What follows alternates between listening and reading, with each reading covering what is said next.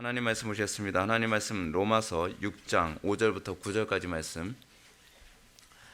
하나님 말씀은 로마서 6장 5절부터 9절까지 말씀입니다. 신약성경 246페이지. 신약성경 246페이지 로마서 6장 5절부터 9절까지 말씀 찾으셨으면 제가 봉독하겠습니다. 만일 우리가 그의 죽으심과 같은 모양으로 연합한 자가 되었으면 또한 그의 부활과 같은 모양으로 연합한 자도 되리라. 우리가 알거니와 우리의 옛사람이 예수와 함께 십자가에 못 박힌 것은 죄의 몸이 죽어 다시는 우리가 죄에게 종노릇하지 아니하려 함이니 이는 죽은 자가 죄에서 벗어나 의롭다 하심을 얻었습니다. 만일 우리가 그리스도와 함께 죽었으면 또한 그와 함께 살 줄을 믿노니 이는 그리스도께서 죽은 자 가운데서 살아나셨음에 다시 죽지 아니하시고 사망이 다시 그를 주장하지 못할 줄을 알미로라. 아멘. 이 시간은 하이델베르 교리본다 제29주일입니다. 성찬에 관하여 우리 78문과 79문을 살펴보도록 하겠습니다. 오늘 성찬에 관한 부분은 굉장히 좀 중요한 얘기를 합니다. 굉장히 좀 흥미로울 거예요. 제28주일은 로마 가톨릭의 화채설에 대한 부정을 다루며 가톨릭의 화채설을 받아들일 수 없는 이유를 언급합니다. 그 다음에는 칼빈의 영적 임재설에 대해 다룹니다. 그래서 칼빈의 영적 임재설의 핵심은 성령 안에서 신자가 그리스도의 삶에 참여하는 것임을 알 수 있습니다.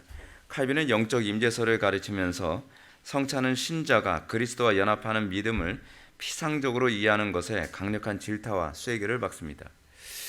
우리가 이게 영적인 것이라고 하는 것, 우리가 이 성경에 나오는 것들이 다 영적인 것이 상당히 많다 보니까 우리가 이게 눈으로 보여지는 것과 관련해서 되게 이해하기 어려운 부분이 상당히 많이 있습니다. 우리가 오늘 이제 본문만 잠깐 보더라도 우리가 옛사람이 예수와 함께 십자가에 못 박히고 죄의 몸이 죽어 다시는 우리가 죄의 종노릇 하지 아니함, 그리고 죽은 자가 죄에서 벗어나 의롭다 하심을 얻음. 여러분, 이게 눈에 보이게 나타나는 일이 아니잖아요. 우리 내면에서 일어나는 일들입니다. 우리 영혼에서 일어나는 일들이에요. 그래서 속기가 쉽습니다. 그러니까 여러분, 이게 요즘 속임수가 얼마나, 이 언어가 달변적인 사람들이 얼마나 잘 속이는지 모릅니다. 제가 요즘 자꾸 이렇게 이 분노 유발하는 사람이 있잖아요.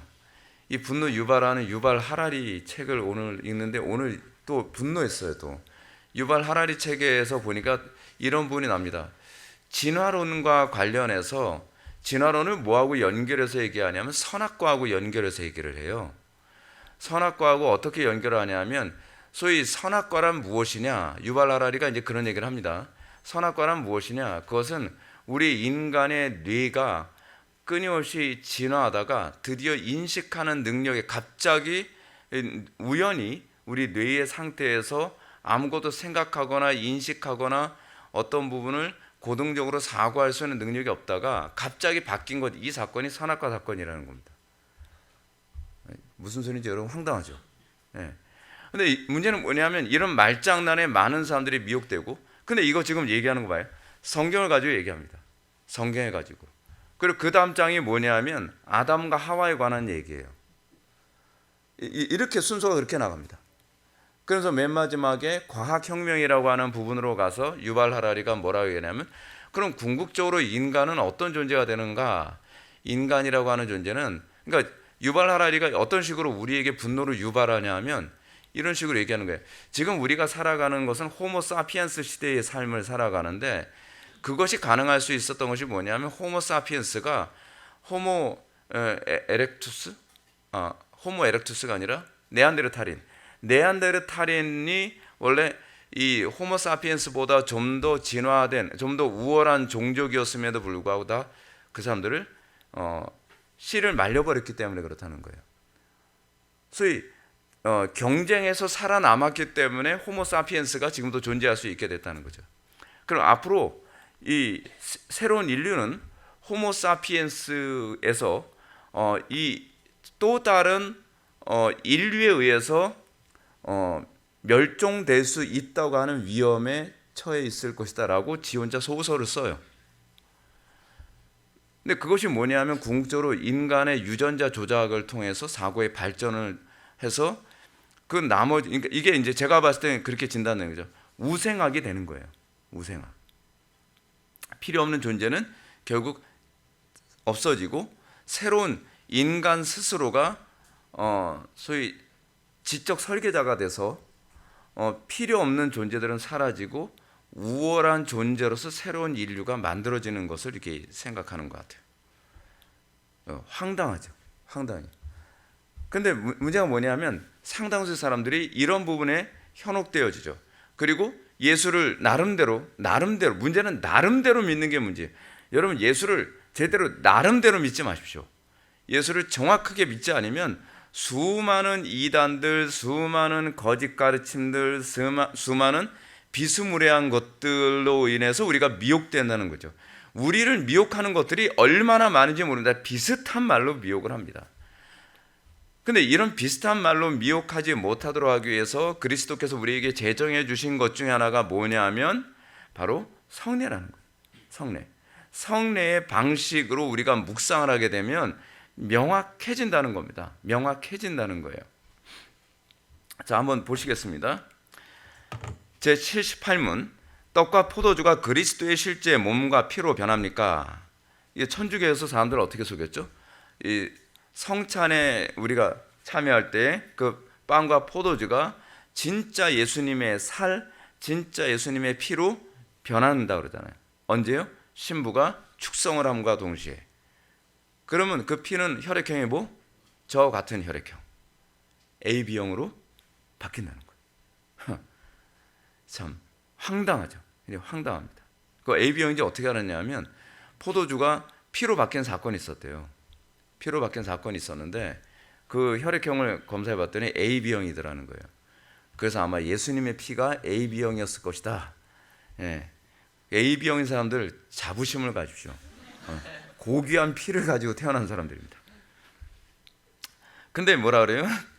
하이델베르크 여러분답은 단호하게 아닙니다. 딱 잘라서 얘기합니다. 아닙니다.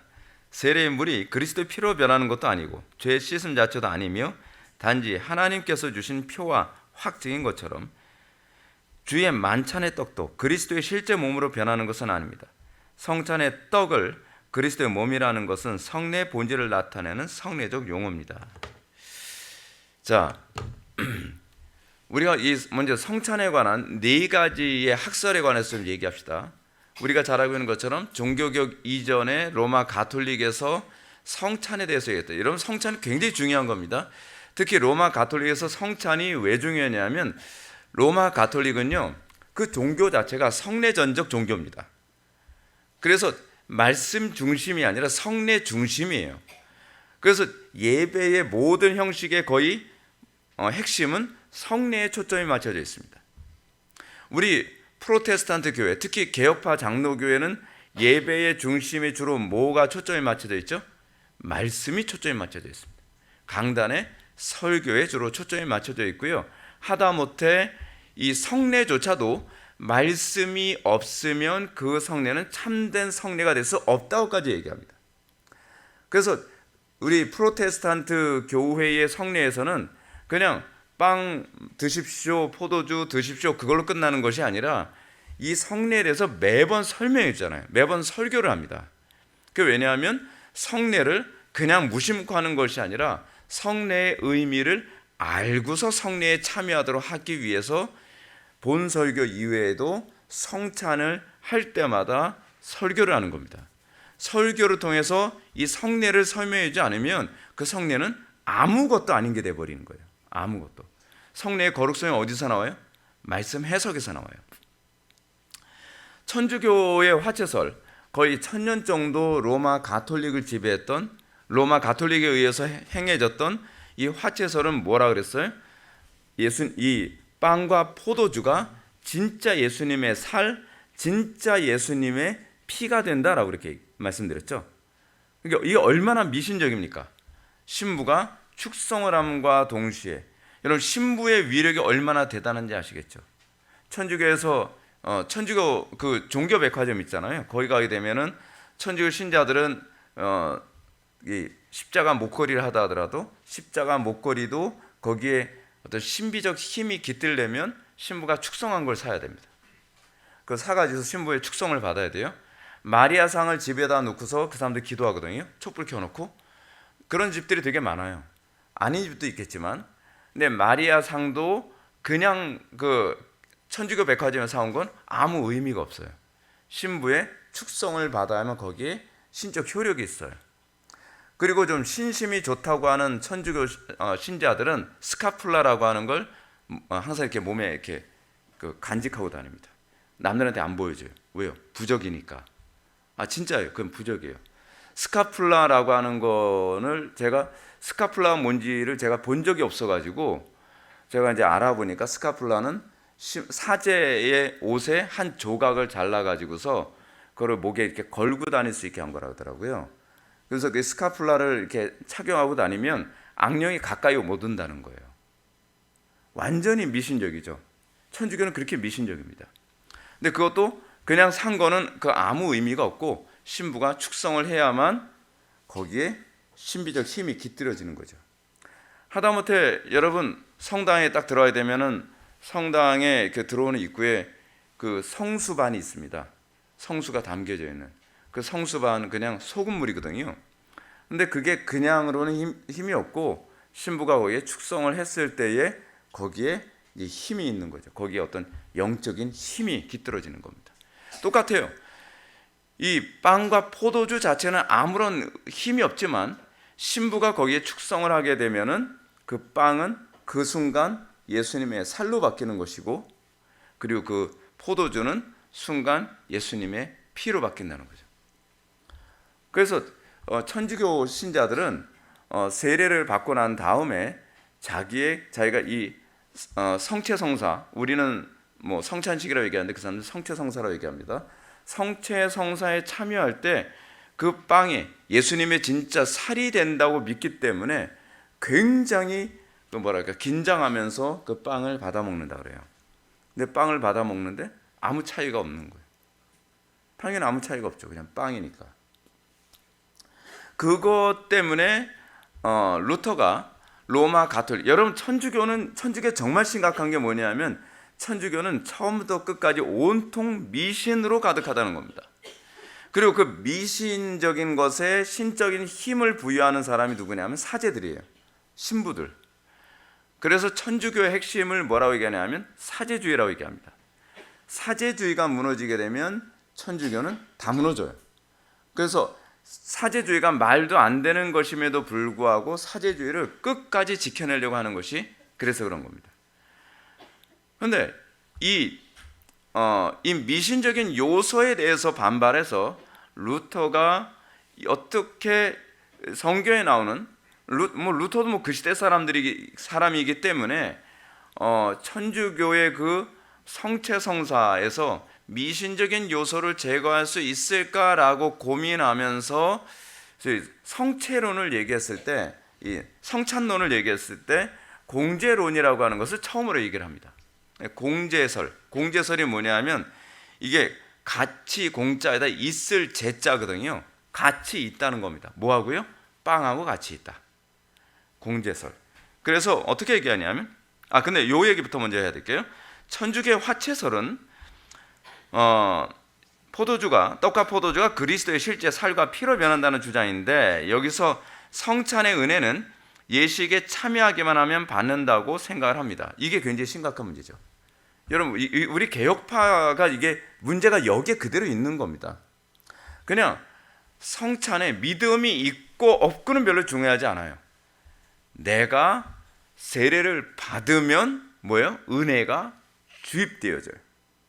내가 믿느냐가 중요하지 않아요. 천주교에서는 내가 신부에게 세례를 받으면 그 순간은 어떻게 해요? 은혜가 주입되는 거예요. 난 잘 모르겠는데요. 몰라도 상관없다는 거예요. 은혜가 주입됐다는 거예요. 왜요? 신부가 세례를 줬기 때문에.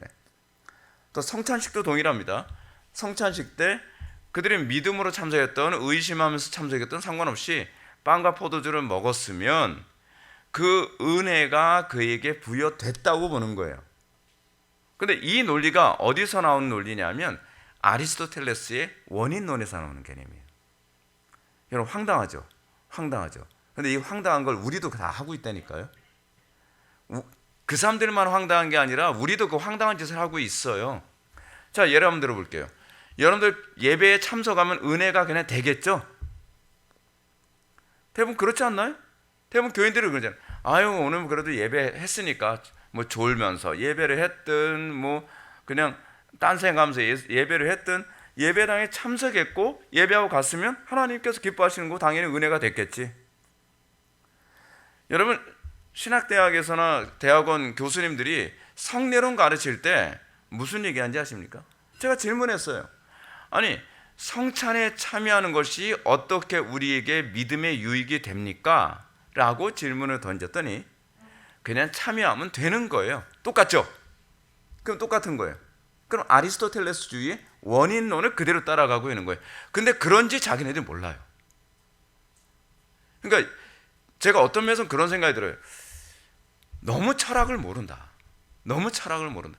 그게 철학인지 모르는 거예요. 자, 또 다른 차원에서 원인론으로 제가 또 설명을 해드릴게요.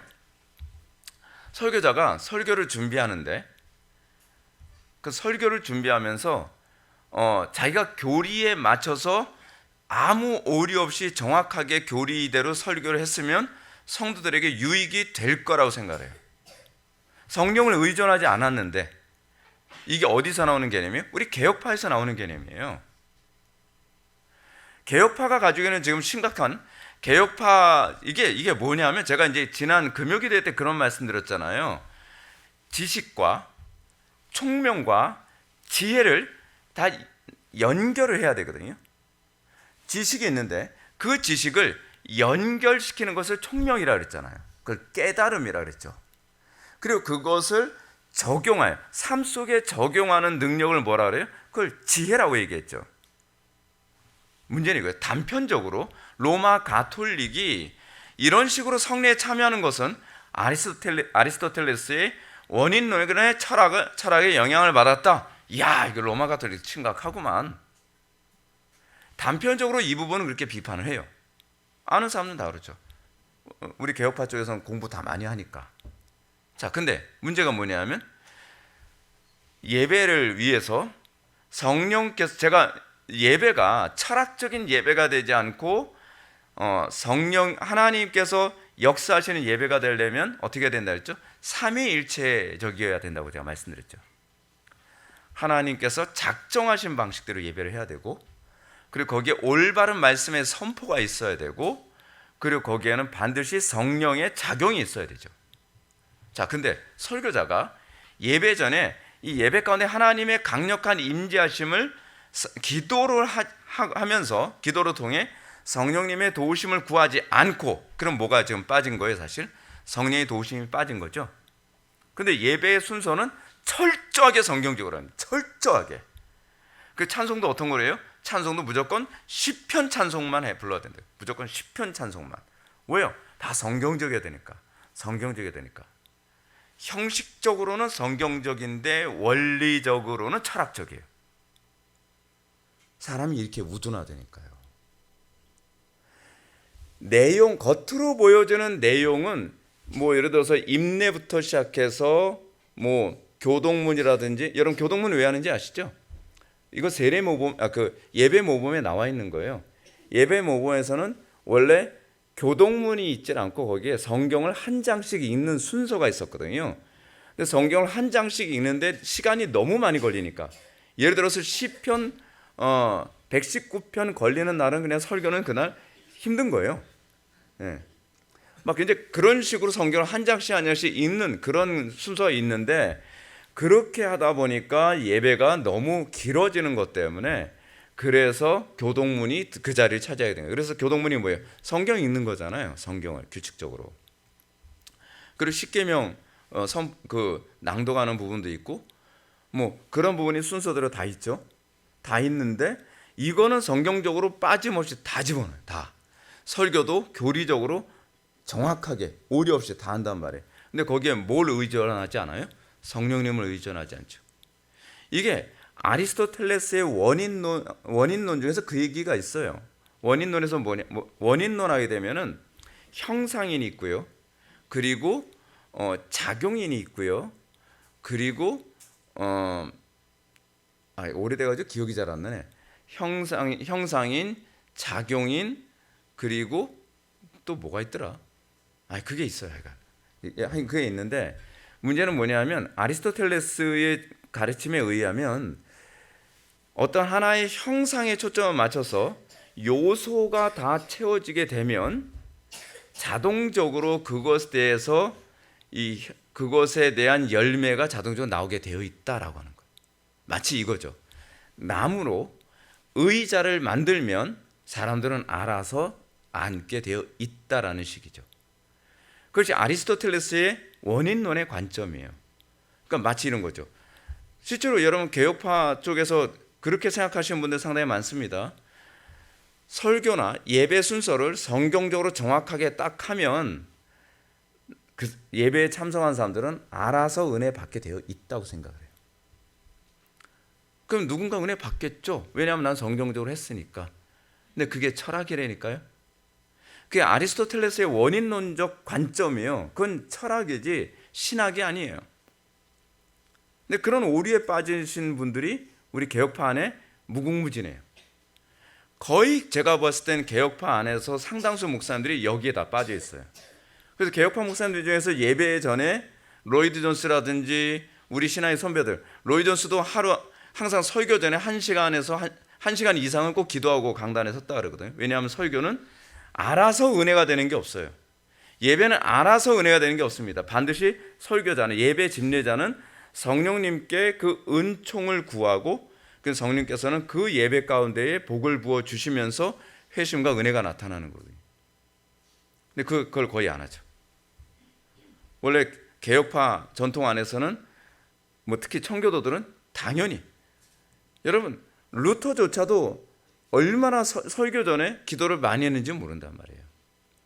근데 이게 없어요. 지금 한국교회 개혁파가 지금 심각한 게 뭐냐면 이 예배 가운데 성령의 역사에 대한 기도를 별로 안 해요.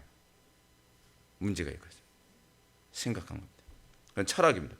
그래서 제가 우리 개혁파 교회를 보면서 지금 안타까운 게 뭐냐면 우리 개혁파 교회가 이렇게 간다면 그건 기독교 철학을 하고 있는 것이지 기독교 신앙을 하고 있는 건 아닙니다. 이건 분명하게 하셔야 돼요. 이 부분에 관해서는.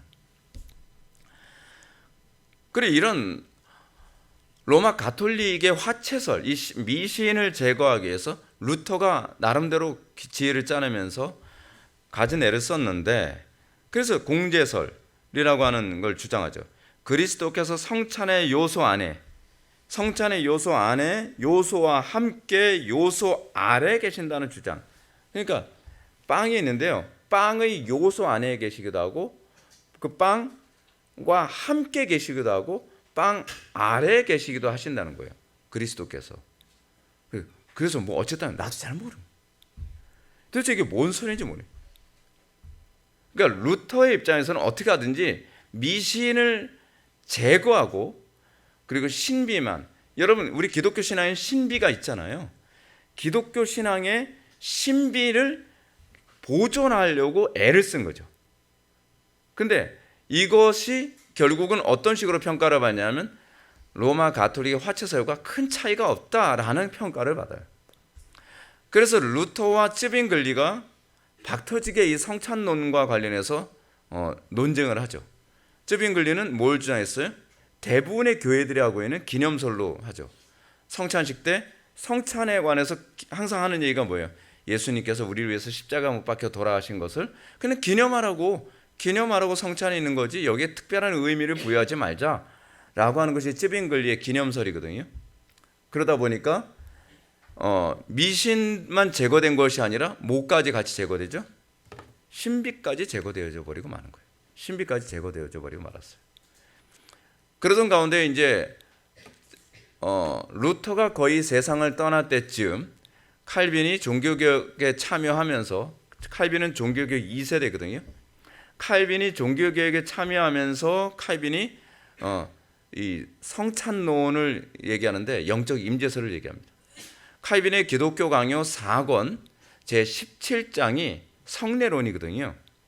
그래서 칼빈의 기독교 강요 4권 제17장의 성례론을 기반으로 해서 제가 이제 17장에 나오는 1절부터 한 10절까지, 한 6절까지 나와 있는 내용 가지고 제가 좀 요약을 했습니다. 그래서 성례론을 여러분들 일일이 다 보려면 좀 힘드시니까 제가 이 부분을 좀 정리해서 칼빈이 얘기하는 영적 임재설이 무엇인가, 그거를 제가 오늘 좀 소개를 시켜드리려고 합니다. 영적 임재설이라고 했을 때, 영적 임재설이란 쉽게 얘기해서 이런 겁니다. 제가 영적 임재설에 관한 얘기만 제가 먼저 좀 말씀을 드릴게요. 잠깐만. 참 신기합니다. 제가 이거를 해놨는데 완전히 지금 다른 데로 좀 가버렸어요. 이게 사탄의 역사일 수도 있어요. 사람들이 이제 그런 식으로 하죠. 근데 저는 그렇게 믿지는 않습니다. 오해하지 마십시오. 자, 칼빈의 기독교 강요에서 칼빈이 영적 임재를 이렇게 얘기합니다. 우리는 여기 현존하시는 그리스도께서 친히 우리 눈앞에 계시며 우리 손으로 만지는 것 같이 그것을 생각해야 합니다. 영적 임재론의 핵심은 뭐냐면 묵상입니다. 묵상. 여러분, 기독교 신앙의 핵심은 묵상입니다. 근데 이 묵상이라는 말도, 여러분, 사탄은 얼마나 교활한지, 기독교 신앙의 핵심이 묵상인데 이 묵상도 뭐로 딱 틀어버렸어요? 큐티로 틀어버렸잖아요. 큐티가 뭐죠? 실존주의적 묵상이잖아요. 하나님의 말씀, 이 본문을, 텍스트를 본문이 말하고자 하는 의도대로 묵상해서, 여러분, 묵상의 핵심은 적용이거든요. 근데 하나님의 말씀이 말하고자 하는 본래의 의도를 바르게 이해하고 삶에 적용하는 쪽으로 가는 것이 아니라 주관적으로 본문이 말하는 의도와 관계없이 내가 느낀 대로 여러분들 생각하잖아요. 그렇게 되면은 이게 또 철학이 돼버리는 거예요. 여러분, 철학이 무섭습니다. 우리가 성경적으로 가지 않는 모든 것은 다 철학이 됩니다. 이게 성경적인 것과 철학의 중간이 없어요, 여러분. 성경적이지 않으면 다 철학적이 되는 거예요. 그래서 여러분들이 신앙생활을요, 철저하게 성경적으로 해야 된다는 이유가 바로 거기에 있습니다. 근데 여러분들이 철저하게 성경적으로 하기보다는 꼭 그렇게까지 해야 되나요? 그럼 철학으로 가겠다는 얘기예요. 신앙생활이라고 하는 건요, 거의 전쟁과 같습니다. 대충 그런 거 없습니다, 여러분. 대충이라고 하는 개념은 한국교회 안에 들어온 가장 썩어빠진 교회의 타락적 사고방식입니다. 종교개혁자들이나 청교도들은 진짜 지나치다 싶을 정도로 성경에 정확하게 갔는데, 성경에 정확하게 맞춰서 가려고 했던 이유가 뭐라고요? 그렇지 않으면 다 철학이 돼버리기 때문에 그렇습니다. 그래서 이 묵상도 성경적인 묵상 아니면 그냥 철학적 묵상이 돼버릴 수밖에 없어요. 그래서 영적 임재라고 하는 것이 뭐냐면, 우리가 빵과 포도주에 참여하는데, 우리가 예를 들어서 제가 성찬일치 할 때마다 그러잖아요. 빵을 잡을 때마다 그리스도를 붙잡는 것을 묵상을 하고, 그리고 빵을 우리가 뜯을 때 그리스도께서 우리를 위해서 몸이 찢김을 묵상을 하고, 빵을 먹을 때, 냄새를 맡을 때, 또는 빵의 그 맛을 느낄 때 우리는 빵이 가져다 주는 그 달콤함과 그런 모든 것들. 예를 들어서 여기서 이제 칼빈이 기독교 강에서 얘기하는 것, 그리스도의 몸을 상징하는 떡을 받을 때 우리는 떡이 우리 육신의 생명에 영향을 공급해주고 유지하는 것과 같이, 그리스도의 몸은 우리의 영혼에 힘과 생명을 주는 유일한 양식이라는 것을 묵상하며 참여하는 거예요. 거기에 뭐예요? 성령께서 작용하시면서 그리스도께서 영적으로 임재하시는 거죠. 그 임재의 본질은 뭐예요? 그리스도와 연합입니다. 근데 흥미로운 게 뭐냐면, 이것은 설명보다는 느낌을 통해 아는 신비이다라고 얘기해요. 그러니까 다른 우리 기독교 신앙의 핵심 대부분 이성적인 합리적인 사고에 사람들 호소해서 복음을 받아들이게 하는데, 성례만은 이 설명보다는 느낌을 통해서 알도록 하셨어요. 그래서 오감을 통해서 만질 때, 냄새를 맡을 때, 맛볼 때, 그리고 우리가 삼킬 때, 이 모든 것을 다 묵상에 동원하도록. 그 얘기는 뭘 의미하는 거죠? 우리의 신앙은 모든 전인격이 항상 그리스도를 묵상하는 데 초점을 맞춰야 된다는 거예요. 느슨하고 안일하게 살아가는 건 신앙이 아닙니다, 여러분. 우리가 예수 믿는다는 거를 너무 쉽게 생각하는 경향성이 있는데, 우리가 그런 부분에 관해서 영적 임재서를 좀 생각하시면 도움이 될 겁니다. 그래서 요리문답은 성찬의 빵과 포도주가 실제 그리스도의 몸과 피로 변하는 것이 아닙니다. 그렇죠? 이것은 단지 그리스도께서 주신 표와 확증인 것일 뿐입니다. 쉽게 말해서 음식을 먹으면 실제로 몸에 흡수되고 살이 되는 것과 같다는 것을 우리들에게 빵과 포도주로 인식시키는 거죠. 자, 여러분들이 설교를 들을 때, 근데 하나님의 말씀을 여러분들이 들을 때, 하나님의 말씀이, 여러분 이건 정말 심각하게 점검해야 될 부분입니다. 이거 점검하라고 성찬하는 거거든요. 실제로 하나님의 말씀을 들었을 때 여러분들의 영혼에 살이 되고 피가 되는 걸 느끼시냐는 거예요. 그것이 나의 영혼에 영향이 되고 나의 영적 건강을 리프레시하게 만들고, 그리고 활기가 돌게 만들고 기쁨이 있게 만들고 힘이 있게 만드냔 말이에요. 실제로 여러분들 하나님의 말씀을 제대로 우리가 양식으로 공급받았을 때 여러분들에게 그런 현상이 나타나는 걸 경험했을 겁니다. 새로운 삶을 살게 되고, 그리고 열매를 맺게 되고, 없던 힘이 다시 나오게 되고, 세상에 나가서 싸울 수 있는 힘, 세상에서 하나님의 말씀을 이길 수 있는 힘이 공급되는 거죠. 말씀을 듣고, 오늘 이 개혁파에서 그냥 지식적으로만 얻는 것에 대해서 칼빈이 무지하게 비판합니다. 이 말씀이 실질적으로 나의 삶에 영향을 주는 것이 있는가에 관해서 계속적으로 지적을 하는 거죠. 따라서 이 말 속에는 성찬의 정신을 묵상할 때 영혼에 나타나는 현상에 대한 진단이 가능합니다. 다시 말해서 말씀을 들은 사람이 그 말씀으로 자신의 살과 피를 이루지 못한다면 그는 말씀을 소화하지 못하는 것이라는 거죠. 말씀을 듣고 들었는데 어떻게 해요? 다 설사한 거예요. 마치 이런 거죠. 우리가 맛있게 먹었어요. 맛있게 먹었는데 소화를 못 시켰을 경우에, 이 양분을 내가 흡수하지 못했을 경우 어떻게 하죠? 잘 먹었다고 하는데 건강이 나아지질 않아요. 잘 먹었다고 하는데 살이 찌질 않아요. 잘 먹었다고 하는데 아무런 건강에 회복이 없어요. 그래서 여러분들 설교를 듣고 그 설교가 하나님의 말씀을 여러분들 건성건성 듣는 사람은 사실은 영적인 것에 제가 아무런 기대를 안 합니다. 하나님의 말씀에 대해서 우리가 정말 스폰지처럼 빨아들이고, 그리고 그 말씀이 나의 삶의 구석구석에 영향을 끼치고 변화를 주고 있을 때, 아, 그 말씀이 나에게 제대로 흡수됐구나라고 하는 것을 성찬이 우리에게 설명해 주고 있는 거예요. 그러니까 여러분들이, 제가 그런 말씀 많이 드리잖아요. 다른 교회에서 신앙생활 했던 것처럼 여러분들 대부분 우리 교회 오기 전에 대부분 교인들 다 그러잖아요. 설교에 별로 기대 안 하고 예배에 아예 참석을 해요. 처음부터 그냥 성경책 끼고 예배당에 오는데 은혜 받을 거라고 하는 거 아예 기대도 안 하고 와요. 그냥 의무감으로 오는 거죠, 예배에. 그냥 원래 그게 예배라고 생각을 하니까. 그리고 나서 아까 제가 말씀드렸던 것처럼 아리스토텔레스주의처럼 예배당에 와서 그냥 자리 차지하고 내가 시간만 때우고 앉았다 가면 뭔가 나에게 은혜가 임했을 거라고 자꾸 착각을 하는 거예요. 천당은 갈 거라고 생각하는 거죠. 그게 천주교적인 거예요. 그게 아리스토텔레스주의예요.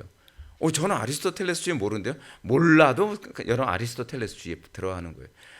우리의 본성 자체가 철학적이에요. 성경적이지 않으면 다 철학적이라고 제가 말씀드렸잖아요. 저는 게으름주의인데요. 그것도 철학이에요, 여러분. 그러니까 우리의 삶의 모든 영역이, 우리 개혁파, 우리의 신화의 선배들이 얘기했던 것처럼 개혁된 우리는 샅샅이 개혁되어져야 되는 거예요. 샅샅이. 우리 삶 속에 있는 철학적인 요소들을 하나씩 하나씩 다 제거해 나가야 돼요. 그래서 아무 생각 없이 신앙생활하는 거는 절대로 참된 신앙일 수 없습니다. 자꾸 이렇게 목소리 크게 하면 안 되는데 성대로 가야죠. 자, 제 79문. 자, 그렇다면 왜 그리스도의 떡을 그의 몸이라 하고 잔을 그의 피 혹은 그의 피로 세우는 새 언약이라고 말씀합니까? 또한 바울 사도도 왜 그리스도의 몸과 피에 참여하는 것에 대해서 말합니까? 답. 그리스도께서 그렇게 말씀하신 데는 중요한 이유가 있습니다. 마치 떡과 포도주가 육신의 생명을 유지시키듯이 십자가에 달리신 그의 몸과 흘리신 피가 우리의 영혼을 영생으로 이끄는 참된 양식과 음료라는 사실을 가르치려 하셨습니다. 더 나아가서 그리스도께서는 눈으로 볼 수 있는 이러한 표와 보증으로서 우리에게 다음을 확신시키려 하셨습니다. 첫째, 우리가 그리스도를 기념하면서 이 거룩한 표들을 육신의 입으로 받아 먹는 것처럼 실제로 성령의 역사에 의해 우리가 그의 참된 몸과 피에 참여합니다. 둘째, 그리스도의 모든 고난과 순종이 확실하게 우리의 것이 되어 마치 우리 자신이 직접 모든 고난을 당하고 우리의 죄값을 하나님께 치른 것과 같습니다. 네, 그렇습니다. 참 이게 안타까운 게 이겁니다. 제가 지금 이 부분을 읽으면서도 이런 생각을 했어요. 제가 지금 여러분들 알고 계신 것처럼 제가 지금 목에 성대 유가종이 생겼잖아요. 유가종 생겼는데 제가 이런 생각을 합니다. 유가종 생겨가지고 초기에는 조금 치료된 것 같은데 한 반 정도 줄어들고 난 이후에는 전혀 차도가 없어요. 그런데도 제가 막 비싼 돈 들어가면서 거기를 계속 가잖아요. 가는 이유가 뭐예요? 벌써 제가 한 몇 개월째 가냐면 거의 8, 9개월 정도 제가 가고 있는 것 같아요. 그거 뭔데? 서울대학역 그 입구 있는 데까지 일주일에 한 번씩 차 몰고서요. 왜 그런가? 이유가 있어요. 대안이 없어요. 대안이 없으니까 별 차도가 없는데 치료도 별로 안 되는 것 같은데 에휴 뭐 딴 데 가봐야 다 그렇지. 근데 이게 지금 한국교회 성도들의 모습이 아닌가 이런 생각이 드는 거예요. 그렇지 않습니까? 아니 어차피 뭐 딴 교회 가도 다 똑같지. 뭐 딴 교회 간다고 뭐 내 인생이 바뀌겠어? 나의 삶이 뭐 고침을 받겠어? 그러니까 뭐 그 교회 뭐 가도 아무런 치료도 없고 아무런 변화도 없고 아무런 유익이 되지 않는데도 그냥 왔다 갔다 그냥 돈만 버리고 시간만 버리고 세월만 보내면서 그러면서 점점 늙어가는 거죠. 그러면서 병증은 점점 굳어져 가는 거고. 제 얘기하고 있는 것 같아요. 별로 저도 대안이 없어요. 저도 뭐 다른 데 가서 그렇다고 이거 수술을 받을 수도 없고 뭐 그래서 이런 부분 통해서 이제 묵상을 하게 되는 거죠. 이게 묵상을 하라고 그런 것이 아닌가 이런 생각이 듭니다. 성도들이 진짜 이 예배 시간에 하나님의 말씀을 통해서 날마다 자기 삶이 치유되어지고 더 그리스도와 가까워지는 것을 경험하지 않는다고 한다면 그냥 종교 생활밖에 안 되겠구나. 아무런 기대도 없이 예배당에 온다고 해서 기대 안 하잖아요. 요즘 성도들이 무슨 예배당에 온다고 기대합니까? 예배당에 가서 뭐 설교 듣는다고 예배 잘했다고 해서 뭐 내 인생이 변하기라도 하겠어? 나의 삶이 변하기라도 하겠어? 내 가정이 변하기라도 하겠어? 내가 교회를 벌써 수십 년을 다녔는데 수십 년 정도 다니니까 무감각해지는 거죠. 여러분 성찬이 우리들에게 얘기하는 바가 뭐냐면 여러분 음식 먹는 사람이 음식에 기대 안 할 수가 있습니까? 성찬이 우리에게 얘기하는 게 그겁니다. 여러분들 우리가 성찬 예식을 할 때 조그만 거 한 조각 먹는 거로 하지만 이거는 상징적인 의미로 하는 거지만요. 초대교회 때는 어떻게 했어요? 초대교회 때는 그냥 배불리 먹는 거였어요. 배불리 먹을 때 어떻게 해요? 뭘 기대하죠? 배가 부를 걸 기대하죠. 그렇잖아요. 여러분들이 공예배에 참여해서 설교를 들을 때 여러분들이 기대해야 될 것이 뭐냐면 말씀을 통해서 내 영혼이 어떻게 해요? 배부름을 느껴야죠. 근데 상당수의 많은 사람들이 예배에 참석해 설교를 듣고 나서도 허기진 거예요. 도대체 뭐 공갈빵 먹은 것 같은 거예요. 뭔가 먹긴 먹은 것 같은데 탈난 것 같기도 하고 뭔가 먹긴 먹은 것 같은데 여전히 배가 고프기도 하고 배가 고프니까 어떤 문제가 생기는 거예요? 예배는 예배대로 참석을 했는데 자꾸 유튜브 사이트 뒤져가면서 이상한 사람 설교자들 뭐 설교 이거 듣고 저거 듣고 하면서 뭐예요? 이 불량식품 자꾸 먹는 거죠. 몸에 해로운 거 자꾸 먹는 거예요. 그러니까 영혼들이 자꾸 다 병들어 가는 거죠. 교회 안에서 공급되어지는 양식으로도 배가 불러야 되잖아요. 충분해야죠. 근데 충분하지 않다고 생각하는 거죠. 왜냐하면 먹어봐야 아무 영양가 없는 것을 먹으니까. 그렇게 되는 겁니다. 근데 사실은 성도들이 청교도 때 그랬던 것처럼 주일을 어떻게 생각했어요? 청교도들은요, 영혼의 장날이라고 생각했거든요. 그러니까 주일날 되면은 굉장히 많은 기대를 하고서 주일을 준비해요.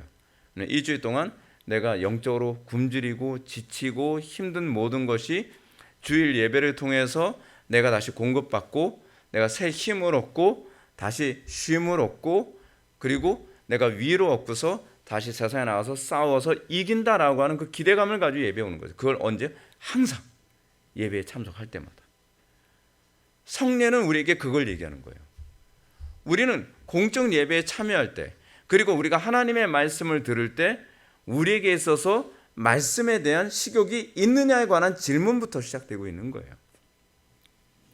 여러분 어떤가요? 여러분들 하나님의 말씀에 대한 욕구가 있나요? 듣고 싶어서 오나요? 그러니까 배고파서 오나요? 지금 병이 심각해지면 어떻게 해요? 진짜 병이 심각한 사람은 입맛을 잃어버리잖아요. 식욕을 잃어버리는 거예요.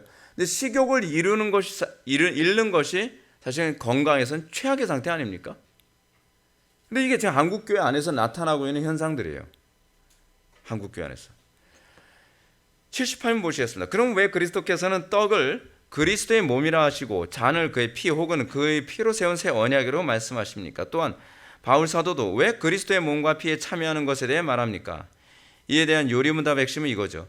떡과 포도주가 육신의 생명을 유지시키듯 십자가에 달리신 그의 몸과 흘리신 피가 우리의 영혼을 영생으로 이끄는 참된 양식과 음료라는 사실을 가르치려 하셨습니다.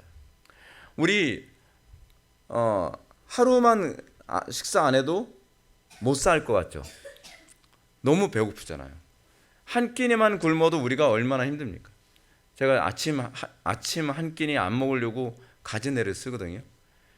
자꾸 이제 옛날 같지 않아서 이제 저도 이제 50대 중반 되니까 자꾸 배 나오고 그러니까 운동을 해도 이 배가 잘 안 들어가요. 그래서 운동은 운동대로 하고 그러면서 이제 식이요법까지 이제 더 해가지고서 한 끼니 안 먹는 거죠. 한 끼니 안 먹는다고 뭐 죽진 않으니까. 근데 문제가 뭐냐면 이 배고파요. 근데 우리는 이런 생각을 하는 거죠.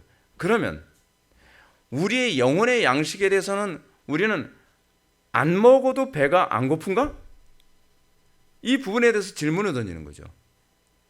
우리는 세상의 것에 대해서는 내 육신의 것은 조금이라도 채우지 않으면 그것을 견디지 못해가지고서 우리는 그러면서 어떻게 우리는 영적인 것, 특히 하나님의 말씀이 나의 영혼의 양식이라고 하면서 왜 나는 이 영혼의 양식인 말씀을 먹지 않아도 나는 배고픔을 느끼지 않는가? 이 부분에 대해서 그것부터 질문을 던지는 거죠. 왜요? 떡과 포도주가 육신의 생명을 유지시키듯이라고 얘기하고 있잖아요. 떡과 포도주가 우리의 육신의 생명을 유지시키듯 하나님의 말씀이 우리의 영혼의 생명을 유지시키는 거죠. 유지시키는 겁니다. 하나님의 말씀만이 참된 양식과 음료라는 거죠. 자, 근데 문제는 뭐냐면 양식이 말씀만 있냔 말이에요. 그렇지 않죠. 여러분 우리 집에서 식사만 하나요? 예를 들어서 잘못된 것도 많이 먹잖아요. 그렇죠? 어떤 사람들은 술도 마시고, 어떤 사람은 구름 과자도 먹고, 어떤 사람은 건강에 해로운 것 막 먹잖아요. 근데 그것이 우리에게 양식이 되나요? 문제는 우리 영적인 양식, 하나님의 말씀 이외에 다른 것들 있잖아요. 그러니까 제가 그 신학적인 책이라든지 또는 성경책을 읽는 것 이외에 다른 어떤 인본주의적인 책, 제가 유발 하라리 같은 사람들 책을 읽을 때 굉장히 고통스럽거든요. 왜냐하면 이게 여러분 그런 책을 읽는다고 했을 때에 전제는 이겁니다. 사람들이 그런 거잖아요. 그걸 어쩔 수 없이 먹어야 된다고 했을 때에 그 독을 분해낼 수 있는 능력이 있을 경우에는 그 사람한테 큰 해가 되지 않겠죠. 해독력이 있는다고 한다면. 근데 해독력이 없는 상태에서 그런 음식을 매일같이 먹는다고 생각해 보십시오. 그러면 영적 건강이 심각하게 파괴되겠죠. 여러분 이 문제는 되게 심각한 문제입니다. 이거 보통 심각한 문제가 아니에요. 여러분, 예를 들어서 그리스도인들이 영화라든지 어떤 그런 거 등급 심사 같은 거 하는 사람도 있잖아요. 그리스도인들임에도 불구하고. 자, 보세요. 그거는 독약 중에 최악의 독약입니다. 근데 그거를 매일 공급받아가면서 내 영혼이 성하기를 바랄 수 있겠습니까? 힘들죠. 우리가 그런 어떤 독약에 많이 노출되어 있을수록 우리는 그만큼 어떻게 되냐면 기도와 말씀으로 해독 작용을 위한 노력을 몇 배로 더 기울여야 됩니다. 근데 우린 그거 안 한단 말이에요. 기도를 안 하면서 여러분 이게 해독 작용이 있길 바랍니까? 여러분 기도 안 하면요 분별력이 점점 사라지게 됩니다. 내가 독인지 약인지 밥인지 똥인지 가려지지가 않아요. 그래서 그 양식을 먹으면서 내 영혼이 점점 황폐해져 가고 내 영혼이 점점 무감각해져 가고 내 영혼이 점점 무기력해져 가는데 마치 우리의 육신이 몸이 파괴될 때 뭐 청산가리 같은 독약이 아닌 이상은 서서히 몸이 무너져 가잖아요. 서서히. 우리가 문화라든지 책이라든지 영화라든지 이런 다양한 어떤 미디어라든지 스마트폰 같은 걸 통해서 많은 것들이 우리의 영혼에 들어오면서 우리의 영혼은 서서히 무너져 가면서 어떻게 해요?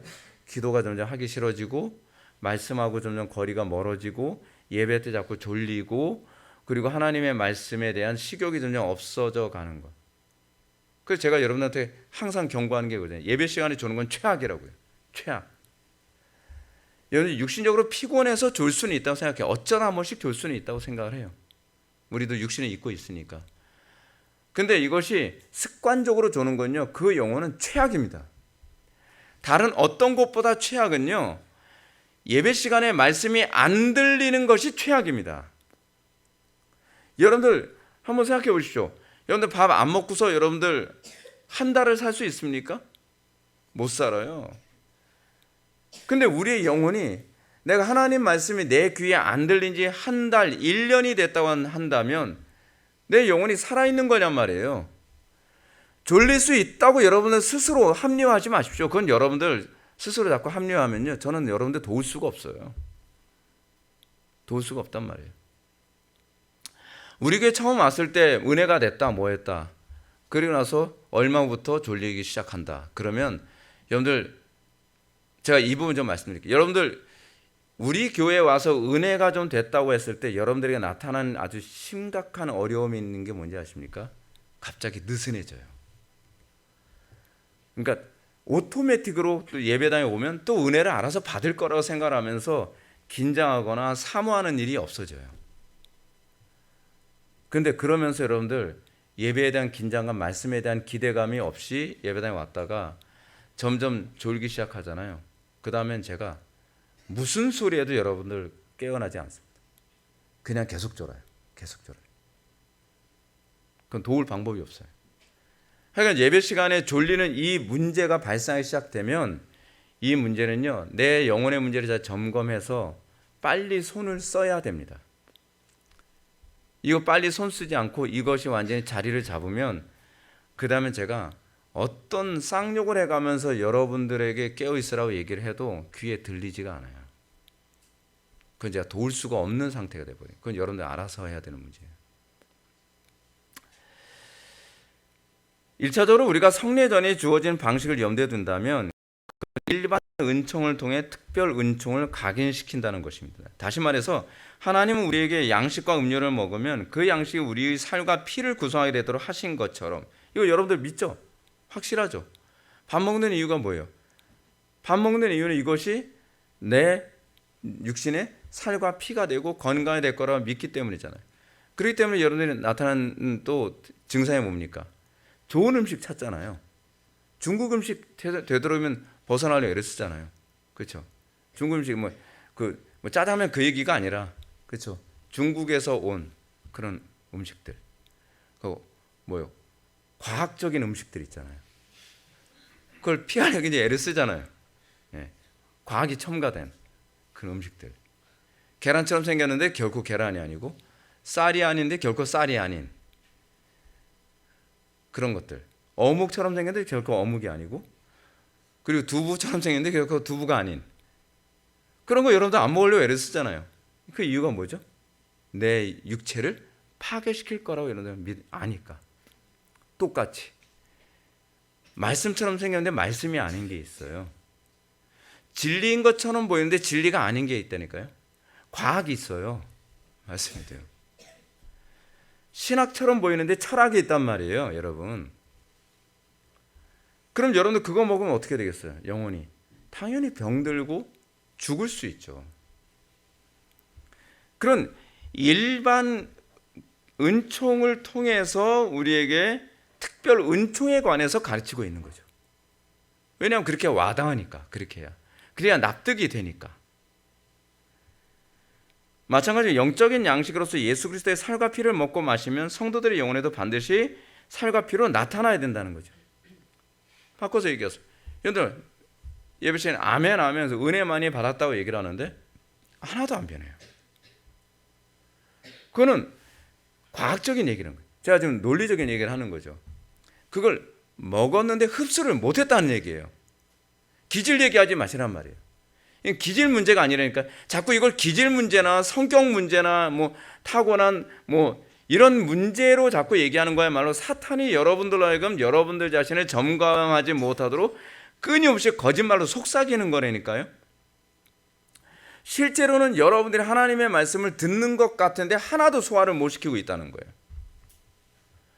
하나님의 말씀을 여러분들이 소화를 했다면 여러분들이 점점 그리스도를 닮아가야 돼요. 그런데 하나님의 말씀을 여러분들이 진짜 제대로 소화를 했다고 한다면 여러분들이 그리스도의 살에 참여함, 그것이 선명해져야 되는 거죠. 그거를 성찬이 우리들에게 설명해 주고 있는 겁니다. 자, 칼빈이 성례전에 관해서 얘기합니다. 성례전은 무엇인가? 성례전은 우리의 약한 믿음을 붙들어 주기 위해 주님께서 우리에 대한 그의 선하신 뜻의 약속을 우리의 양심에 인치시는 외형적 표징이고, 선하신 뜻의 약속을 우리 양심이 어떻게 인치죠?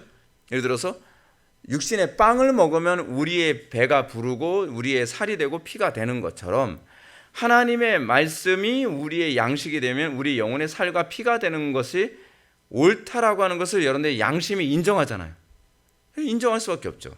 그 양심의 외형적으로 인을 치시고 표징이고, 우리 편에서는 이 표징에 의해서 주와 주의 천사들과 사람들 앞에서 주께 대한 우리의 충성을 확증하는 것이다. 그게 성례가 의미하는 거죠. 그 여러분들이 예배를 통해 여러분들이 기대해야 되는 거예요. 그런데 말씀을 통해서 여러분들이 기대해야 되는 게 뭐냐면 내가 그리스도의 형상으로 화해지는 것에 대해서 기대해야 돼요. 그에 대해서 기대를 안 한다면 설교 들을 이유가 없는 거예요, 여러분.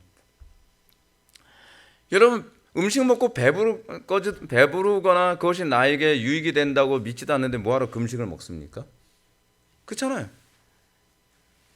칼빈은 성찬에 대해서 다음과 같이 가르칩니다. 하나님께서는 자녀들에 대해 걱정하시는 아주 훌륭한 아버지로서의 의무를 다하기 위해 우리를 평생 먹여주시겠다고 약속하신다. 성찬이 공적으로 의미하는 바가 뭐예요? 우리는 구원받았으면 그걸로 끝나는 것이 아닙니다. 그 다음에 어떻게 해요? 새로운 양식을 통해 우리의 삶이 유지되어져야 돼요. 그것이 하늘에 계신 우리 아버지께서 끊임없이 우리에게 양식을 공급해 주시는 것에 관한 뜻이에요. 특히 성찬의 빵과 포도주를 통한 의도를 이렇게 가르칩니다.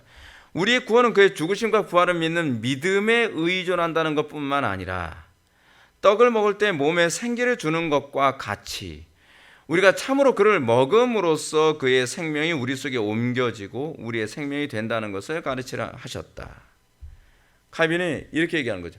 우리는 예수 그리스도를 믿음으로 말미암아 구원받은 것으로 끝나는 문제가 아니라, 여러분 이게 지금 한국교회 병폐 중 하나잖아요. 교회로 해요. 뭐 선교 중심적인 교회들이 맨날 뭐만 외쳐요? 예수 믿고 천당. 맨날 구원에만 얘기하는 거예요. 중생에만 얘기해요. 거기서 더 이상 벗어나질 않아요. 중생 중요하죠. 근데 중생은 출발이라니까요. 근데 맨날 출발만 얘기하는 거예요. 그 출발해서 좀 더 나아가려고 하면 그 다음엔 야, 너 출발선에서 왜 자꾸 나가? 저 성화 그런 거 필요 없어. 출발 전에만 있어. 그죠? 교회 안에서 제일 핍박받는 사람들이 어떤 사람이냐면 성화에 관심 가는 사람들이 핍박을 받아요. 아니 중생했으면 됐지 거기서 왜 성화를 얘기해? 거기서 왜 더 자꾸 잘난 체 하려고 그래? 왜 자꾸 뭐 거룩해지려고 그래? 그런 거 필요 없어. 그냥 예수 믿고 천당 가는 게 중요한 거고, 그리고 이제 선교해, 밖에 나가, 전도해. 그게 아니라니까요. 칼빈은 그렇게 얘기하잖아요. 이제 우리가 예수를 믿고 생명이 주어졌다고 한다면 그 다음에 뭘 필요하죠? 양식을 필요로 하죠. 당연히 양식을 필요로 해야 되는 것 아니겠습니까? 아기가 엄마 뱃속에서 태어나면 가르치지 않아도 엄마의 젖을 빠는 이유가 어디 있어요? 프로이트가 얘기하는 것은 구강기이기 때문에 그렇습니까? 배고파서 먹는 거죠. 배고파서 어머니의 젖을 빠는 것 아니겠습니까? 근데 우리가 거듭났다고 하면서 우리가 하나님의 말씀에 대한 이 배고픔을 느끼질 않아요. 우리가 거듭났다고 하면서 영혼의 호흡인 기도에 대한 필요성을 느끼지 못해요. 그러면 엄마 뱃속에서 아직 나오지도 않은 거죠. 나오지도 않은 겁니다. 아직 생명이 그 속에 들어간 게 아니란 말이에요. 여러분들이 속에 생명이 들어갔는가 안 들어갔는가를 알게 만드는 시금석을 성찬이 얘기해 주기 때니까요. 여러분들이 하나님의 말씀에 대한 이 주림을 느끼는 거죠. 그리고 기도에 대한 필요성. 왜냐하면 기도는 영혼의 호흡이니까. 흥미롭지 않나요? 아이가 뱃속에 있을 때는 이 폐로 숨을 쉬지 않습니다. 그래서 아이가 엄마 뱃속에서 나오고 난 다음에는 어떤 것부터 시작하죠? 입에서 자기 그 엄마 뱃속에 있는 거 그걸 무슨 수라 그러죠? 양수를 다 토해내는 것부터 시작을 하죠. 양수를 다 토해내고 그 다음에 폐로 호흡을 하기 시작을 하죠. 숨을 쉬기 시작을 하죠. 탯줄을 통해서 부모를 통해 이 양분을 공급받던 것을 이제는 입으로 어머니의 젖을밤으로 자기의 생명을 유지하기 시작하는 거죠. 그게 생명이 시작됐다는 신호탄 아닙니까? 근데 그것이 우리의 영혼의 문제에 대한 설명이라니까. 일반 계시를 통해서 하나님께서 우리에게 특별 계시를 이해할 수 있도록 하셨단 말이에요. 근데 그것에 대해서 관심이 없어요? 심각한 거죠. 심각한 겁니다. 칼빈은 그리스도의 살과 피가 우리의 양식이 되도록 하시는 방식이 바로 십자가의 죽으심이라고 가르칩니다. 그가 과거의 세상을 구속하기 위해 몸을 버려 십자가에 달리심으로써 그는 그의 몸이 떡이 되게 하셨다. 이제 그는 그의 몸이 십자가에 달린 자신의 몸을 복음의 말씀으로 우리에게 주어 먹게 하시며 성찬의 거룩한 신비로 자신을 주신 것을 확인하시고 외적으로 가리키는 것을 내적으로 성취하심으로써 매일 주의 몸을 주신다. 이 부분을 잘 이해하셔야 됩니다. 십자가에 달리심으로 그는 자신의 몸이 떡, 즉 빵이 되게 하셨다는 얘기가 무엇이냐 하면 우리도 하나님의 말씀이 나에게 양식이 되기 위해서는 하나님의 말씀 앞에서 나의 정과 알고 십자가에 못 박을 때 비로소 그 양식이 된다는 얘기입니다. 그렇게 해서 양식이 되도록 하셨다는 겁니다. 여러분, 하나님 말씀 들었다고 해서 여러분들 양식 됩니까? 안 돼요. 안 돼요.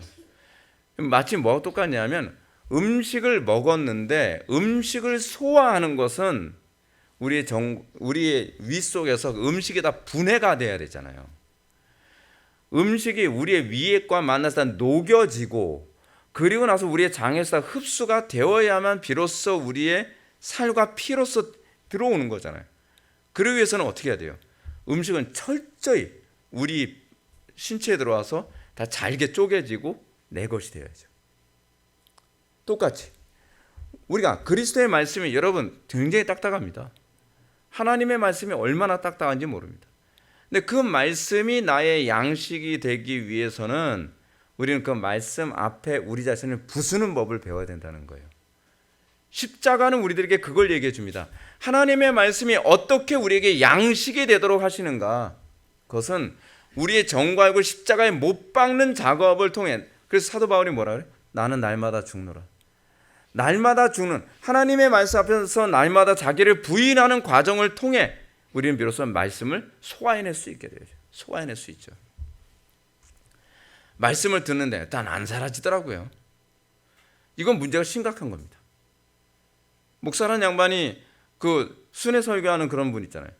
그 아주 유명한 목사라는 양반들이 설교를 하면서 이렇게 얘기를 합니다. 여러분, 설교 듣는다고 여러분 말씀 듣는다고 사람이 변화됩니까? 어제보다 좀 나아지면 되는 거죠. 뭐. 어제보다 좀 나아지는 거면 철학을 공부해도 그렇게 돼요. 그냥 유교 철학만 좀 배워도 그렇게 되고요. 그냥 세상 철학 배워도 어제보다 좀 나아지고 스텝 바이 스텝 좀 나아질 수 있어요. 여러분, 이게 지금 심각한 게 뭐냐면 지금 신학대학이나 신학대학원에서 가르치는 게 뭐냐면 다 이런 식이에요. 이걸 우리는 뭐라 그러죠? 이걸 신학이라고 얘기하지 않고 교육학이라고 얘기합니다. 교육학은 한순간에 사람이 변화되는 걸 얘기하지 않습니다. 점진적으로 사람이 달라지는 걸 얘기하지. 성경이 가르치는 변화는요, 옛사람은 죽고 새 사람은 다시 태어나는 급진적 변화를 얘기합니다. 우리가 진정으로 그 하나님의 말씀이 나에게 양식이 됐는가에 관한 문제는 말씀 앞에서 내가 죽었느냐에 관한 문제입니다. 날마다 죽어가느냐. 칼빈은 성찬이 신자가 성경 말씀을 지식으로 받는 것으로 충분하다고 생각하는 태도를 경고하기 위해 주신 것이라고 합니다. 성찬이 뭐라고요? 성경 말씀을 지식으로 받는 것으로 충분하다라고 생각하는 사람들을 깨우치기 위해서 주신 거라는 거예요. 하나님께서. 어떻게 해요? 잘 봐요. 그러므로 우리가 그에게서 받은 생명이 단순히 지식으로 얻는 것이라고 생각하는 사람이 없도록 하시기 위해. 자, 이거 보십시오. 이게 바로 개혁판에서 흔히 나타나는 부분이죠. 그리스도에게서 받는 생명이 어떻게 주로 지식, 교리를 통해서 얻는 것이라고 생각하는 사람들 많지 않나요? 이런 사람들은 맨날 교리책만 찾아다녀요. 맨날 책을 더 많이 봐야 된다고 생각을 해요. 신학서적 더 많이 봐야 되고 경건서적 더 많이 봐야 되고 성경을 몇 번 더 읽어야 되고 저는 아직 지식이 부족해서 저는 안 변하는 것 같아요. 개혁파라고 한다면 우리는 칼빈의 전통을 따라가는 사람들이거든요. 근데 칼빈은 그렇게 가르치지 않는다니까요. 오히려 성찬을 통해서 우리에게 얘기하는 것이 뭐냐면 그리스도께 받는 생명이 단순히 지식으로 얻는 것이 아니라는 걸 강조를 해요. 오히려 성찬은 우리들에게 우리의 영원한 생명, 그 영생이 단순히 지식으로 얻는 것이라고 생각하는 사람이 없도록 하기 위해 성찬에 참여하는 것을 뭐라고 해요? 먹는다, 마신다라고 하는 이 동사를 사용한다고 얘기하고 있어요. 이게 제가 동사라고 얘기하고 있어요. 왜 동사로 얘기하는지 알겠죠? 하나님의 말씀을, 이게 동사가 움직일 동자잖아요. 하나님의 말씀을 듣고 순종하여 행하는 것이 사실은 이게 소화하는 거예요. 순종이 제사보다 나아요.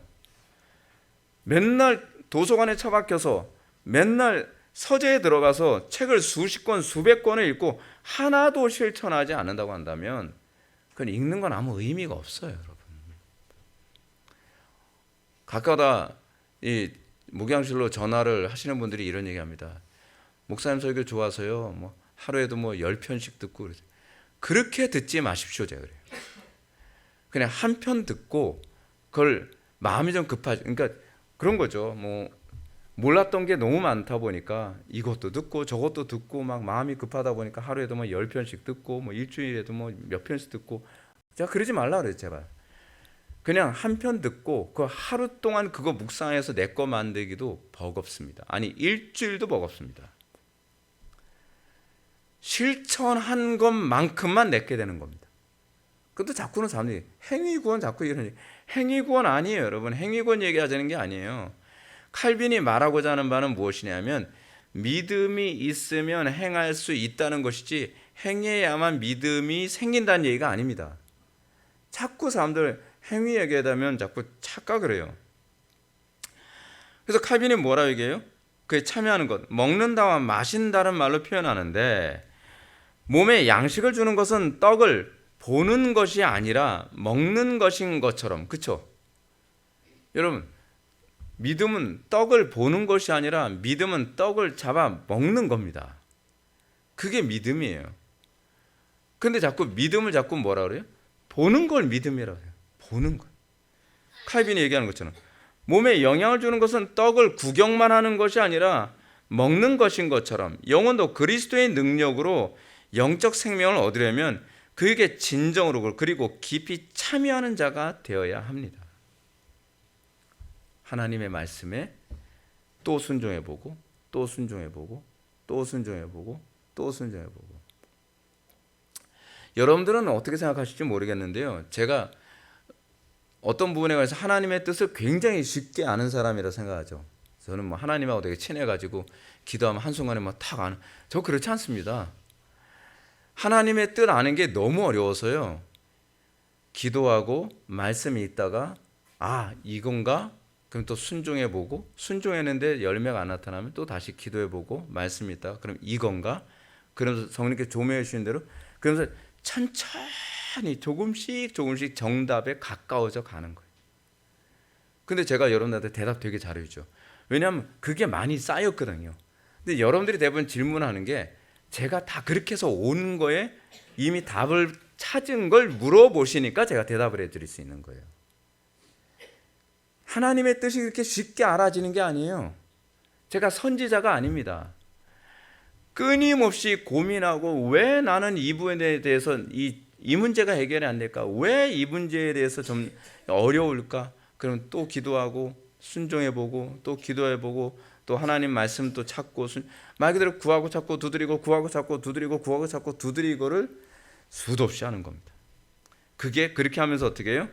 영적 생명에 깊이 참여하는 자가 되어가는 거죠. 그렇게. 요리문답은 눈으로 볼 수 있는 이러한 표와 표징이 성령에 의해 확신케 된다고 가르칩니다. 첫째, 우리가 그리스도를 기념하면서 이 거룩한 표들을 육신의 입으로 받아 먹는 것처럼 실제로 성령의 역사에 의해 우리가 그의 참된 몸과 피에 참여합니다. 칼빈은 영적 임재서를 성령의 사역과 연결해서 이렇게 가르칩니다. 떡과 포도주가 육체의 생명을 유지하는 것과 같이 우리의 영혼을 그리스도의 살과 피를 양식으로 삼습니다. 그렇죠? 우리의 영혼이 그리스도의 살과 피를 영혼의 양식으로 삼죠. 그 표징의 유초는 영혼이 그리스도에게서 영향을 얻을 때에만 타당성이 있습니다. 여기서 굉장히 중요한 부분. 그 유초는 어떻게 돼요? 그리스도에게서 영향을 얻을 때만입니다. 철학이 들어오면 곤란하다는 거예요. 이 교회 안에 설교가 아니라 철학이 너무 많다니까요. 근데 그게 스물스물 계속 들어와요. 근데 사람들이 그거 되게 좋아해요. 이게 최근에 우리 집사람이 개떡을 이렇게 주문해서 먹는데 뭐 이렇게 맛이 개떡 같아. 이거 욕 아닙니다. 개떡이니까. 맛이 개떡 같아요. 옛날에 제가 먹던 개떡 그 맛이에요. 근데 설탕이 없어요. 맛이 별로 밋밋한 거예요. 근데 우리는 여기다 뭘 자꾸 넣고 싶죠? 설탕 넣고 싶거나 그렇지 않으면 제가 농담해서 이거 맛이 너무 개떡 같아서 안 되겠는데. 그래서 꿀에 찍어 먹어야지. 그런 거 집사람이 왜 자꾸 꿀 쪄 먹냐. 단 거 자꾸 먹냐. 그래 꿀떡꿀떡 넘어가지. 뭐 이렇게 자꾸 이게 맛이 없잖아요. 뭔가 자꾸 섞고 싶잖아요. 자꾸 하나님의 말씀에도요. 자꾸 섞고 싶은 거예요. 자꾸 그러면서 우리의 영혼이 망가져가는 거거든요. 그래서 칼빈이 얘기하는 게 뭡니까? 표징의 유초는 영혼이 그리스도에게서 영향을 얻을 때만 타당성이 있습니다. 다른 것에 영향을 얻으면 안 된다는 거예요. 이러한 일은 그리스도께서 참으로 우리와 하나가 되고 우리가 그의 살을 먹으며 그의 피를 마심으로써 기운을 얻을 때에만 일어날 수 있습니다. 우리 근데 다른 데서 기운을 찾잖아요. 다른 데서 우리가 생기를 얻으려고 하잖아요. 성경이 아닌, 그리스도가 아닌, 성령의 역사가 아닌 다른 것에서 우리가 생기를 얻으려고 하고, 다른 것에서 우리가 기쁨을 얻으려고 하고, 다른 것에 우리가 즐거움을 얻으려고 하죠. 그러나 그것은 무익하고 공허한 표징을 제시함으로써가 아니라 그가 약속하신 것을 성령이 효과적으로 성취시킨다는 것을 성찬에서 보여주심으로써다. 자, 무슨 얘기냐? 성찬에 참여했을 때 성찬이 성찬을 했기 때문에 우리에게 유익이 되는 것이 아니라 성찬에 성령께서 이것을 효력 있게 하실 때라야만 우리에게 믿음의 유익이 된다는 거예요. 그래서 제가 성찬을 집례할 때는 그날 성찬을 위해서 기도를 합니다. 이 성찬 가운데 하나님께서 은혜로 역사해 주셔서 효력 있게 해달라고요. 성찬을 했기 때문에 효력이 생기지는 않습니다. 그래서 제가 광고 때도 여러분들에게 다음 주에 성찬 예식이 있으니까 기도로 준비해 주십시오, 경건한 마음으로 준비해 주십시오라고 하는 건 여러분들이 성찬에 참여한다고 무조건 다 은혜가 되는 게 아니에요. 어떤 분은 성찬에 처음에 은혜가 되는 것 같다가 그냥 매주 하면서 기도도 준비 안 하고 대충 하면서 예전 같은 그 은혜가 별로 없네. 그건 저한테도 문제가 있을 수 있고 여러분들에게도 문제가 있을 수 있어요. 그건 성령께서 효과적으로 성취시키지 않는 한 그 효력이 나타나지 않기 때문에 그렇습니다. 요리문답은 신자가 그리스도의 전인격에 참여하도록 성찬이 주어졌다는 사실을 다음과 같이 가르칩니다. 둘째, 그리스도의 모든 고난과 순종이 확실하게 우리의 것이 되어 마치 우리 자신이 직접 모든 고난을 당하고 우리의 죄값을 하나님께 치는 것과 같습니다. 칼빈은 신자가 그리스도의 삶에 전적으로 참여하는 믿음의 중요성을 이렇게 얘기하죠. 모든 것들이 믿음과 관련이 있으나 내가 믿음으로 그리스도를 받아들인다고 하는 것의 의미를 그리스도를 오직 이해와 상상으로 받아들이는 것이라고 해석하는 궤변을 조금 더 허용하지 않는다. 이게 중요하죠. 그리스도를 오직 이해와 상상으로만 받아들이는 거예요. 약속이 그리스도를 제시하는 것은 우리로 하여금 외형과 단순한 지식에 머물러 것이 아니라 진정으로 그에게 참여하라는 것입니다. 마치 이게 천주교에서 하는 것처럼요. 그리스도를 일종의 어떤 환상적인 어떤 존재로 만들고 잔느 귀용 같은 사람, 무슨 나는 그리스도에게 뭐 사랑에 빠졌고 근데 그 그리스도가 성경의 그리스도가 아니라는 게 문제인 거예요. 천주교의 그 소위 그 성인 추대받는 사람들이 막 굉장히 막 고행을 하고 뭐 근식을 하고 그리고 뭡니까 그 가난한 그 청빈의 삶을 살아가면서 나름대로 어떻게 해요? 굉장히 경건에 힘쓰는데 문제는 뭐냐? 그것이 그리스도하고 아무 관계가 없어요. 그리스도와 연합된 게 아니라는 거예요. 자기 낭만과 자기 연민과 자기 종교심에 심취해서 그냥 남들이 봤을 땐 그냥 수도사예요. 그냥 산속에서 수도하는 그런 분들하고 별 차이가 없어요. 근데 사람들은 거기에 되게 상당히 매력을 느끼죠. 중요한 건 우리는 내가 얼마나 도덕적이냐가 아닙니다. 내가 얼마나 종교적이냐가 아니고요. 내가 얼마나 겸손하고 내가 얼마나 청빈하냐 그게 아닙니다. 내가 그리스도와 연합했고 내가 그리스도와 한 몸을 이루고 있으며 내가 그리스도에게 참여했느냐가 중요한 겁니다. 이게 아니면 다 철학입니다. 다 아무것도 아닙니다. 나는 신자가 그리스도께 참여하는 것을 전적으로 믿지 않는다고 한다면 그리스도의 십자가를 통해 구속과 의를 받고 그의 죽음을 통해 생명을 받는 것을 어떻게 믿을 수 있는지 알 수 없다. 칼빈이 뭐라고 얘기합니까?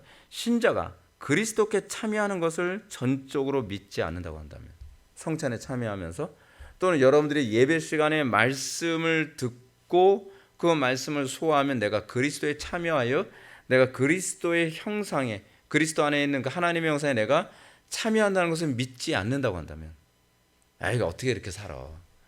어떻게 우리가 그렇게 살 수 있겠어? 저렇게 안 변해 라고 생각한다면 칼빈이 뭐라고 얘기하는 겁니까?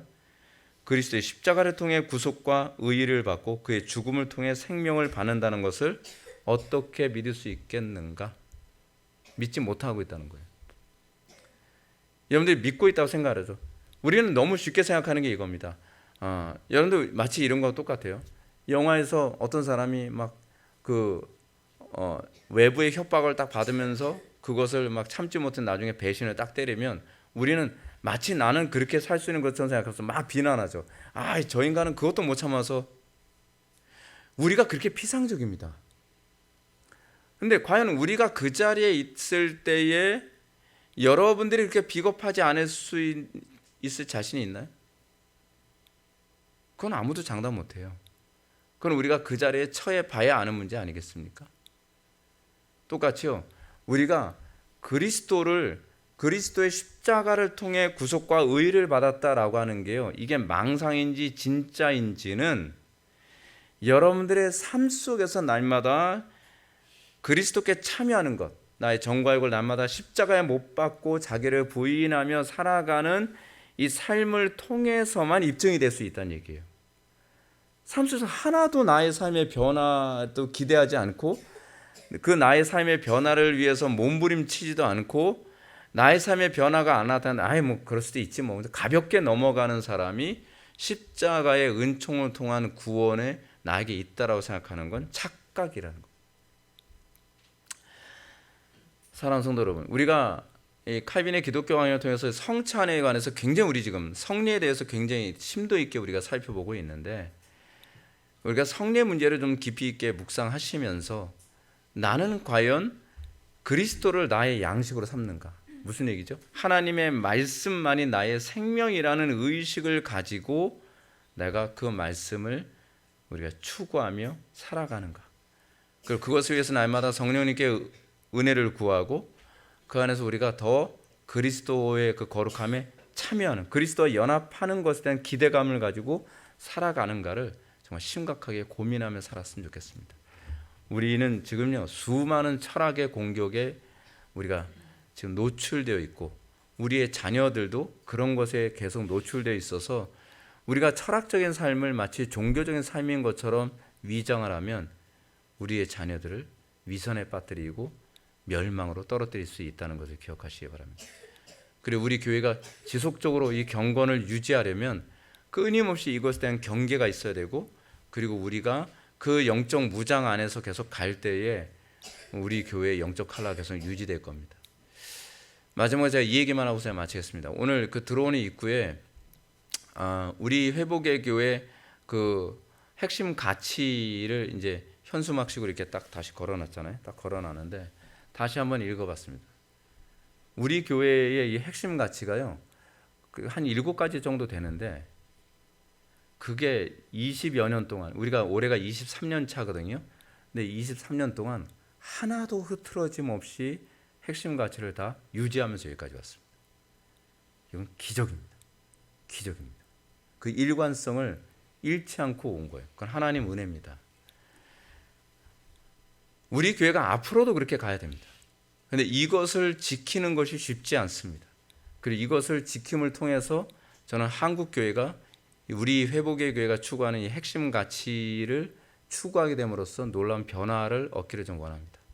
여러분들이 항상 기도하고 무장하고 나의 삶이 과연 하나님의 말씀 앞에서 하나님의 말씀만을 나의 양식으로 삼아가는 삶을 살아가는가 고민할 수 있는 저와 여러분들 되기를 바랍니다. 기도하시겠습니다. 사랑이 많으신 하나님 아버지, 우리가 오늘 시간 성찬에 가져다주는 영적 임재의 방식에 관해서 우리가 살펴보았습니다. 아버지 하나님, 이 말씀을 듣고 잊어버리는 것이 아니라 우리의 삶을 끊임없이 점검하고 우리의 영혼의 유익을 날마다 추구하여 악하고 음란한 세대에서 사자처럼 삼킬 자를 두루 찾아 돌아다니는 이 마귀의 공격과 미혹 앞에 우리가 영적으로 무장해서 넘어지지 않게 하여 주시고 날마다 승리케 하여 주시되, 특히 우리 회복의 교회가 주님께서 지켜주신 그 은혜가 지속되어져서 이 거룩함과 순결함과 이 아름다움이 더 강력하고 선명하게 확산될 수 있도록 은혜 베풀어 주옵소서. 예수님의 거룩하신 이름으로 기도 올려옵나이다. 아멘.